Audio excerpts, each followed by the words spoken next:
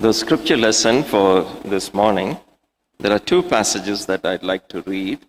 It's found in John's Gospel, chapter 14, and verses 15 to 21, and then 1 Peter chapter 2, 1 to 10. John 14, 15 to 21. If you love me, keep my commands, and I will ask the Father, and he will give you another advocate to help you and be with you forever, the Spirit of truth. The world cannot accept him because it neither sees him nor knows him. But you know him, for he lives within you and will be in you. I will not leave you as orphans. I will come to you. Before long, the world will not see me anymore, but you will see me because I live, you will also live.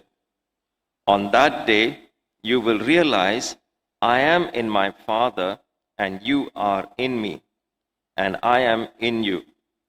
Whoever has my commands and keeps them is the one who loves me, and the one who loves me will be loved by my Father, and I too will love them and show myself to them.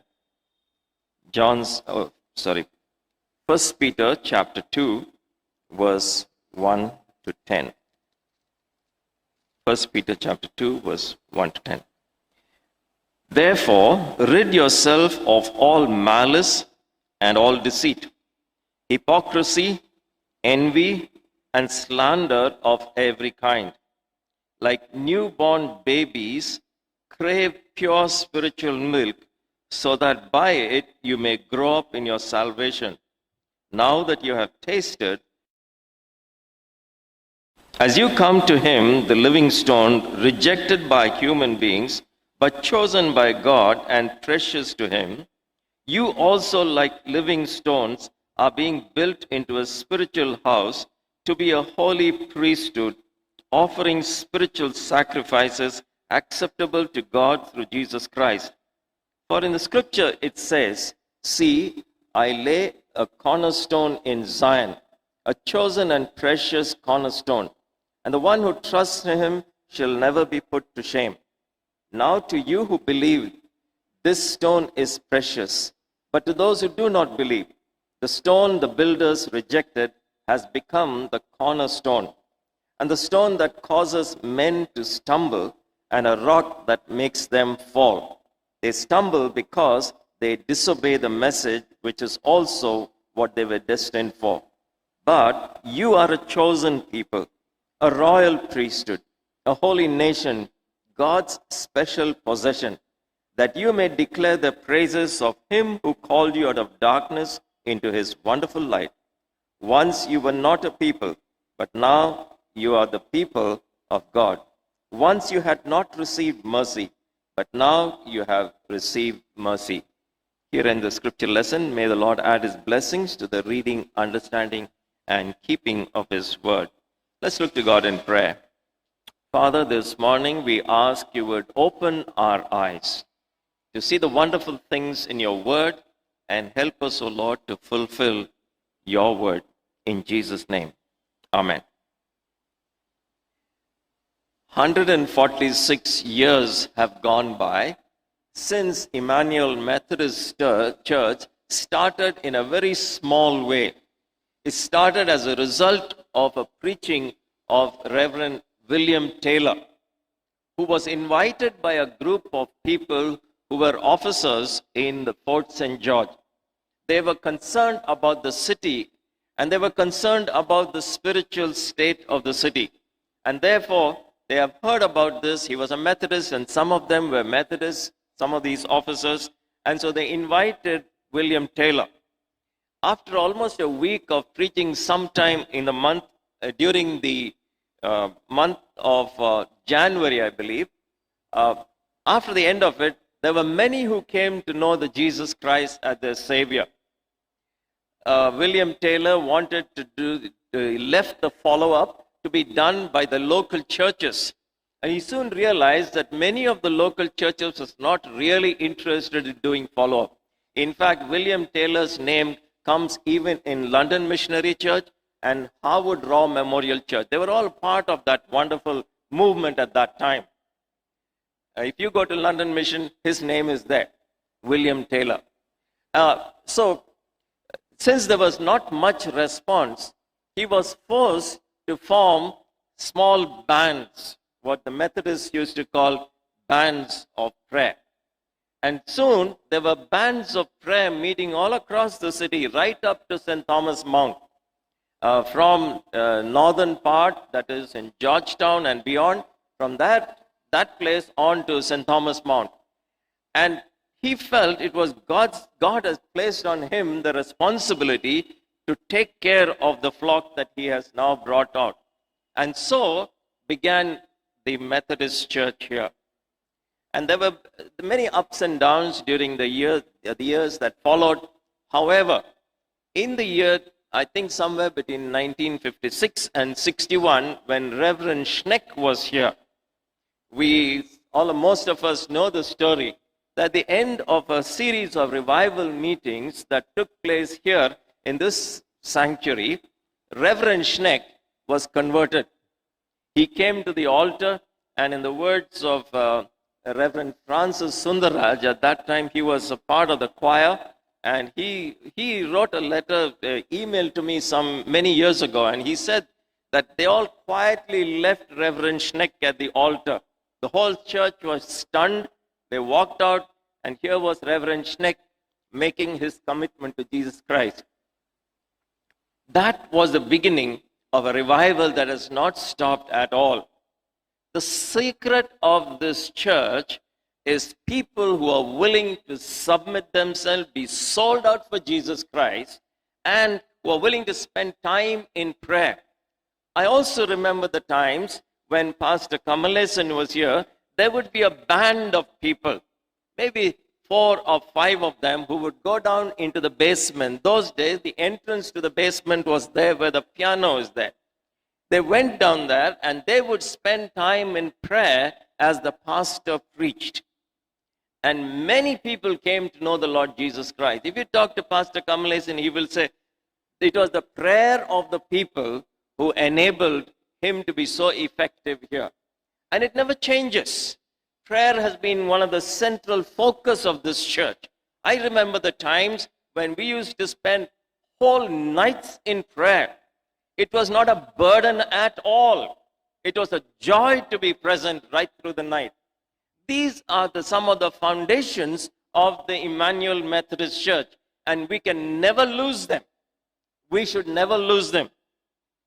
Today, as we look at not only Emmanuel, I'm going to talk generally about churches.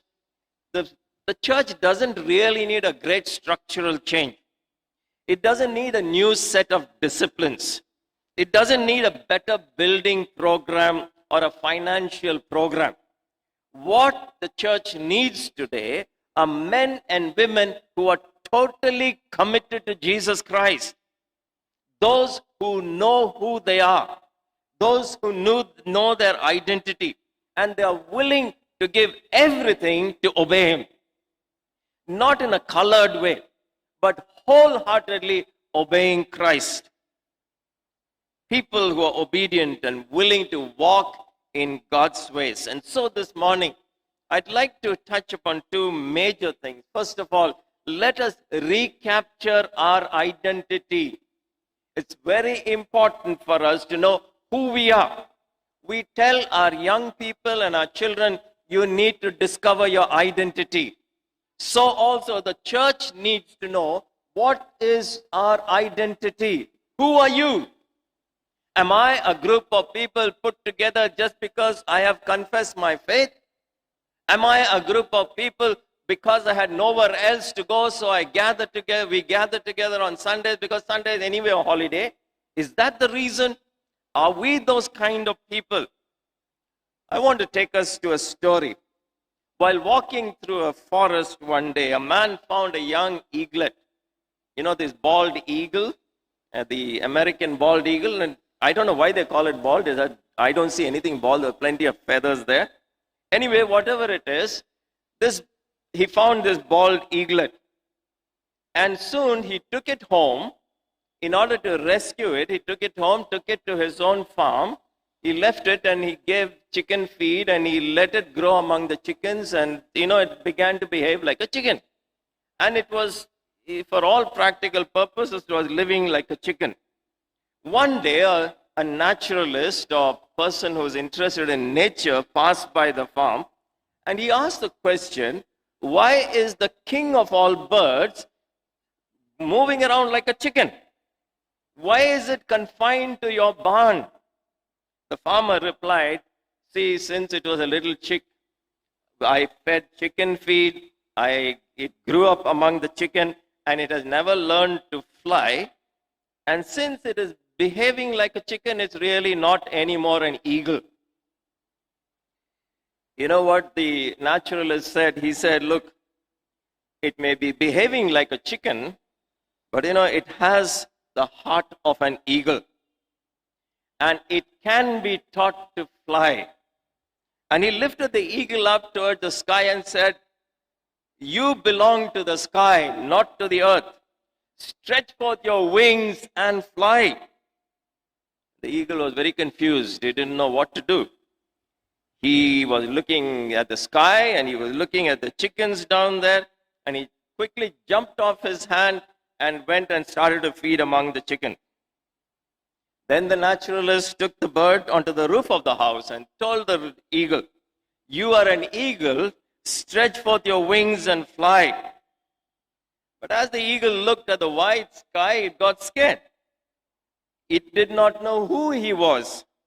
And it once again jumped down and went back to the chickens. Finally, the naturalist took the eagle out of the barn, out of his farm, and went to the top of a mountain, high mountain. And there he held the king of the birds high above him and encouraged him and said, you are an eagle. You belong to the sky. Stretch forth your wings and fly. The eagle looked around, looked at the barnyard, and looked into the sky. And the naturalist kept holding the eagle up towards the sun. And suddenly, the eagle discovered its identity, slowly stretched out its wings, and with a triumphant cry, soared into the heavens. It may be that eagle still remembers the chickens with nostalgia. It may even be, even occasionally visiting the barnyard. As far as anybody knows, it has never returned to be a chicken. You are a chosen race, a royal priesthood, a holy nation, a people for his own possession, that you may proclaim the excellencies of him who called you out of darkness into his marvelous light. I'd like to talk about basically 4 different aspects of our identity. God has called us to be a chosen generation, the people whom I have formed for myself. Note that it is all in the community form. It's all in the plural. You are a chosen generation. You and I are the chosen generation. And if you read the book of Isaiah, chapter 43, verse 21, God says, I have formed you for myself, that they may declare his praises. And Peter, using that, in this particular passage that we looked at, he identifies the church with the new Israel, the church that has been chosen by God. We are a chosen generation. God has chosen us with a special purpose. Well, let's never forget who we are. Secondly, we are a royal priesthood. This comes from Exodus chapter 19, verse 6. And you shall be to me a kingdom of priests, a holy nation. And these are the words that you shall speak to the people of Israel. In Revelation chapter 5, verse 10, again, there is a reminder. and you have made them a kingdom of priests to our God, and they shall reign on earth. You know, some of us can get confused with this. God has called each one of us to be priests. Oftentimes we confuse the word priest with the officials of the church. But if you look at the New Testament, the words used for the officials for the church are episkopos and presbyteros and diakonos. In other words, episcopal people, bishops, pastors, teachers, and there is a whole description of it in the book of in Ephesians chapter 4. And so we confuse that into the fact that God has called us to all to be priests. Why do I say that? Because the word used here in Greek speaks about everybody as priests. It's not the word that is used here. It's not episkopos or presbyteros. It is heres. I can't even pronounce it. I've lost my... It's heres, a priest. You yourselves, like living stones, are being built. Chapter 2, verse 5. You yourself, like living stones, are being built up as a spiritual house to be a holy priesthood. He's not talking to the pastors and the bishops and the district superintendent, what have you. He's talking about the people of God. You and I are called to be priests, and therefore there is a certain kind of lifestyle that you're called to live. There is a lifestyle of holiness that needs to be done. There is a lifestyle of prayer. What is the job of the priest? The job of the priest was to intercede on behalf of the people. Let us never forget, this church and the church of Jesus Christ grew because of prayer. When people of God who understood that they were priests, the Methodist Church very strongly believes in the priesthood of every believer. And we have other officials, yes, but everyone is called to be a priest, and you and I have a responsibility. By the way, the officials are also priests. We are also called to have the same. So the standard of lifestyle is same for everyone. Thirdly, a holy nation.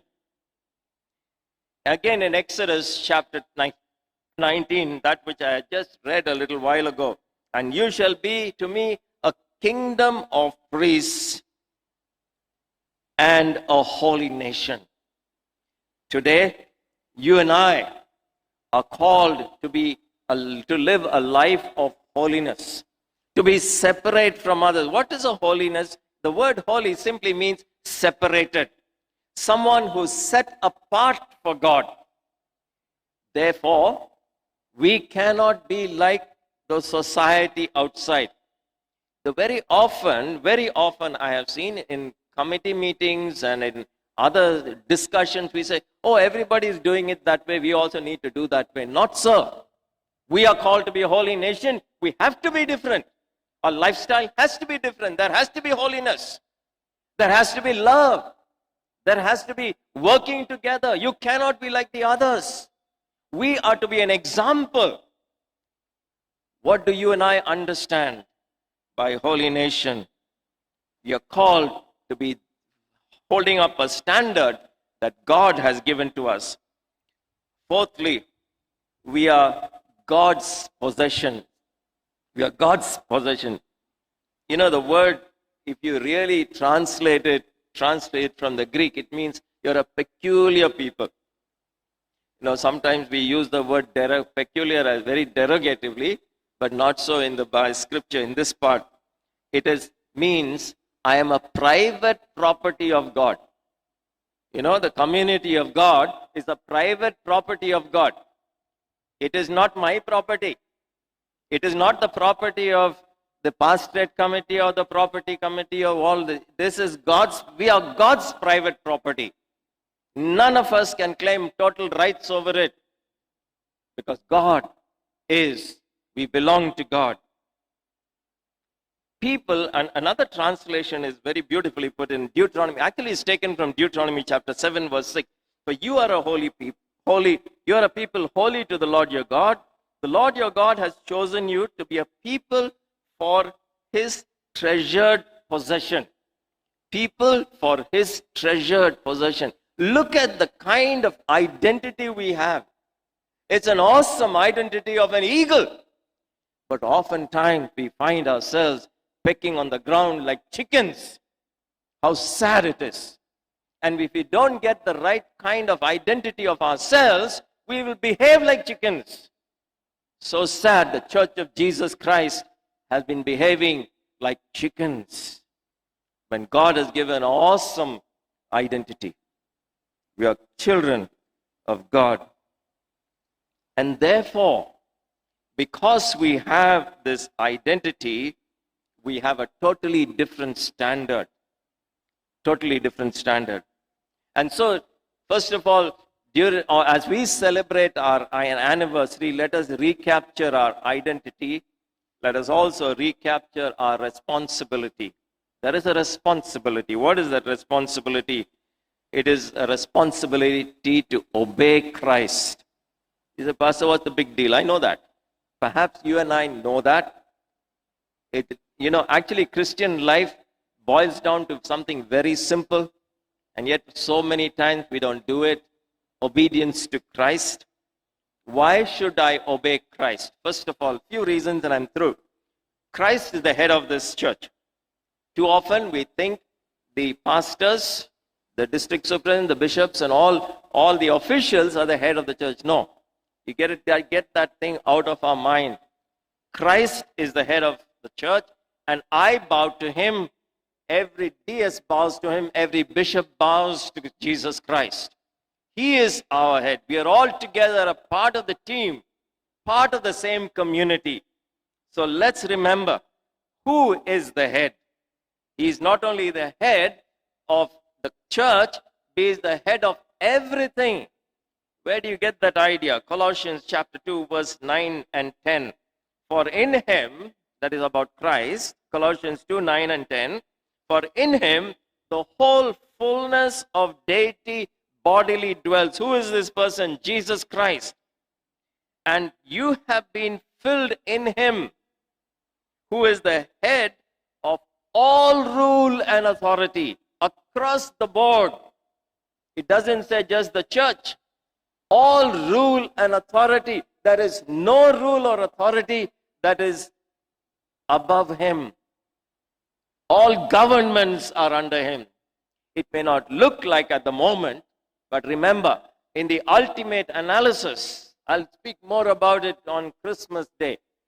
In the ultimate analysis, it is he who is on the throne. He is sovereign. And so I bow to him. Secondly, obedience is a response of love. Let us remember, I want to recapture the fact our responsibility is obedience is a response of love. Oftentimes we think that obedience has to simply do with the Old Testament. And God is a God who's hard. He's got his laws, and if you don't follow the law, you'll get punished. All those kind of ideas. But in John chapter 14, verse 15, Jesus says, if you love me, you will obey my commands. Simple as that. You and I say that to our children, don't we? If you really love me, do what I tell you to do. Obedience is a response of love. The motivation to obedience is love. Thirdly, obedience is the response of faith. Paul in 2 Corinthians, when he's writing in 2 Corinthians 5:7, Paul writing to the Corinthian church says, we must walk by faith and not by sight. He says, for we walk by faith, not by sight. And when we are obeying because of our faith and our trust upon God, then we obey out of, it's a response of faith. Hebrew chapter 11 verse 8 speaks about Abraham. Why did Abraham choose to follow what God was telling him to do? Out of his comfort zone, he went into a most uncomfortable place. Why? Because he trusted him. By faith, Abraham obeyed when he was called out to a place that he was to receive as an inheritance, Hebrew 11:8. And he went out not knowing where he was going. Not knowing where he was going. None of us will take that step. We always want to know where the destination is, whether I have the money for it, whether I have the ticket for it, whether I have the support system for it. But Abraham simply stepped out. And I want to tell you, obedience is a response of that kind of faith.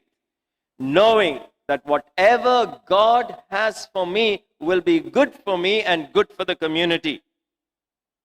Abraham's response is always something that inspires us. His obedience was based on faith.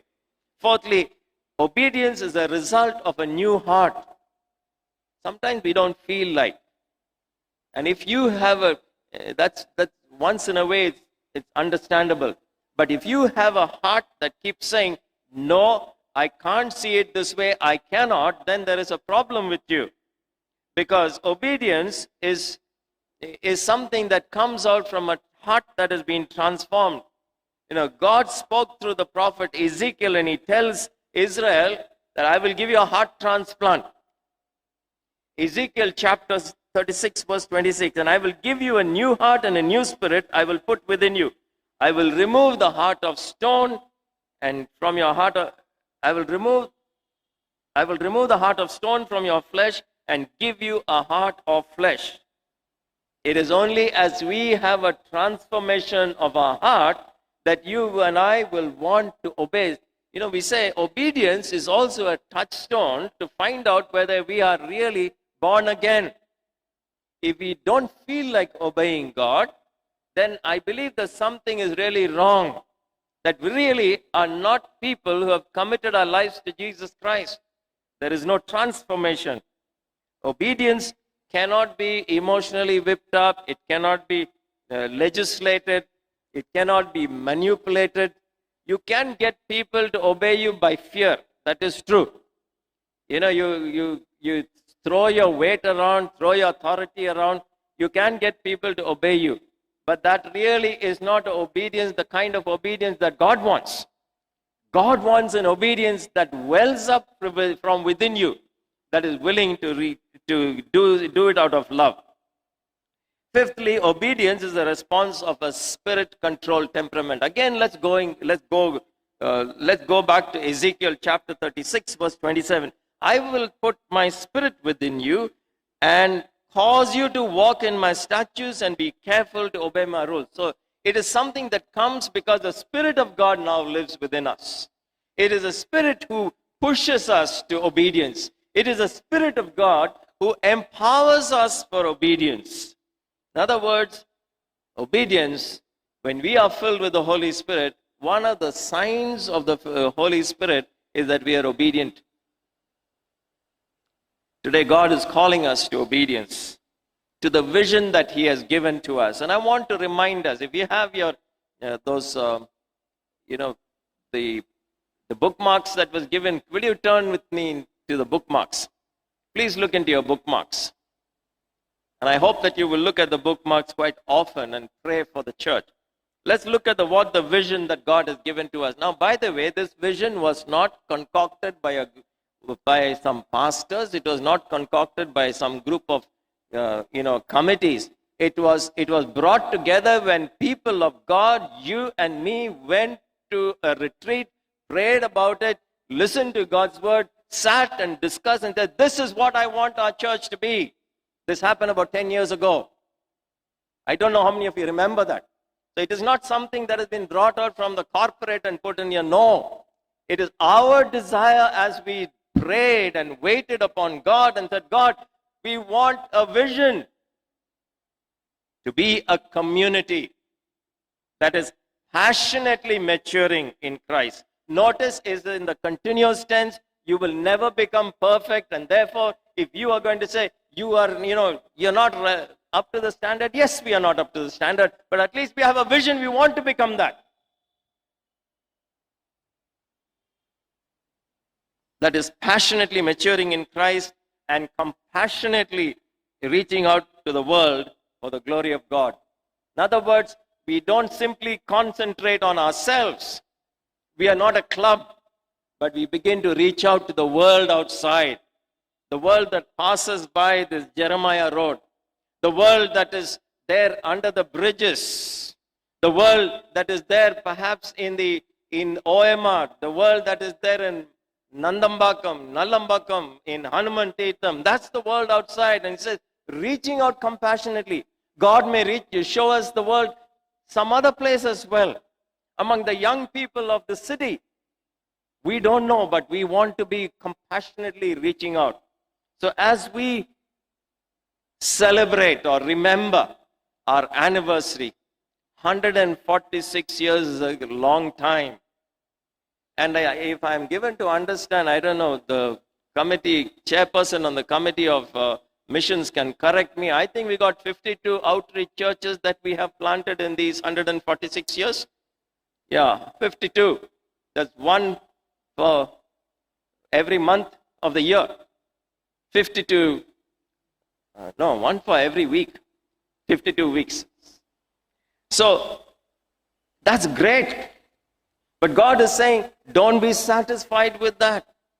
That you got to continue. There's a world out there that is longing to know Jesus Christ, that doesn't know what it is to have abundant life.